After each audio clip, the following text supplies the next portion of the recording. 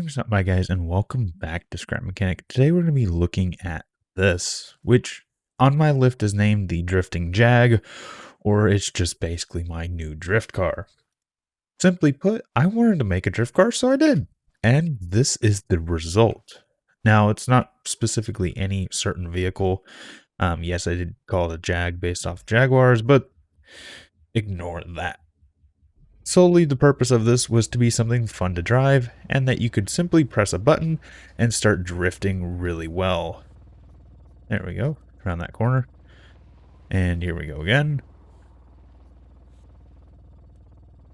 And ta-da.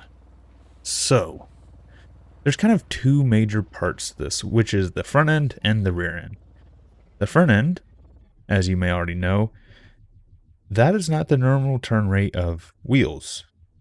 This is using the new bearing modifications, here they are, with a speed of 8 and a turn degree of 51. Normally, I believe it's a speed of 5 and a turn of 35, I believe. Could be wrong with that. So now the wheels turn much sharper and much faster. This is because when you're in a drift, you get sideways really fast and you need to be able to turn your wheels that sharp to compensate for that turn. Also, having that fast speed allows you to quickly tap and get corrections. Now, it does make it a little hard to drive while just going straight without the drift on. So you do kind of have to tap the controls, and you can easily get this thing sideways even without the drifting. Now then, the actual drifting mechanism is, well, a bar that comes down and presses against the ground. At the same time that that presses down, you will notice the rear suspension lifts up. The wheels at the back are on springs that are under constant compression. That way, when you press the button, they're still technically touching the ground, but they're just barely. And with that bar down there, there's not much friction on those wheels. And that bar is made of low friction blocks. So if I go here, it is the square mesh block, which has 2 friction, which is very, very low.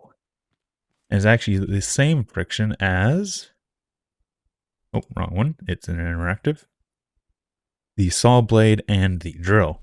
So if you're aware of how slick those are, this bar is pretty much just as slick. So all I do is press one button and we get sideways really easily. Now then, that little piston there at the rear kind of sorts 2 functions, and it's the same reason there's also pistons on the front, is when driving normally, not only do you have the springs, which allow the wheels to dip down and grab the terrain, but if you hit a bump, that piston should absorb it, similar to a shock, which makes this actually half decent to drive, despite how low to the ground it is, and how, like, not meant to be good to drive a drift car it is. But I'm actually quite happy with this. This is mostly just I want to make a drift car, so therefore I did. I'm really happy with how it turned out, and with how simple this little mechanism is, it can be pretty easy to just adapt to almost any vehicle. And we can also do like 180s and 360s and stuff. So, that being said, I'm going to play a bit of footage that I recorded the other day and just relax pretty much. So I'm going to go ahead and end this episode here and let that footage play. So if you guys did enjoy, please leave a like. If you have any suggestions, leave them in the comments down below.